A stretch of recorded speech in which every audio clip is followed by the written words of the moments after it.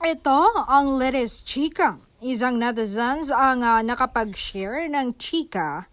Ito nga, parang sanay ng buhanin talaga ni Master itong si Belinda.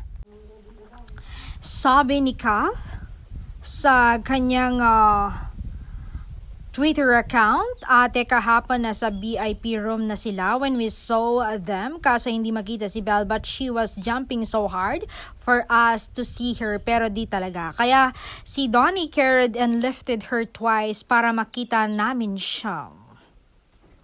And tuloy pa ni Kat, hindi na po namin nakakuhanan ng video kasi biglaan po, pababa na po kasi kami noon after the event. Kakain na po sila noon. Hehe.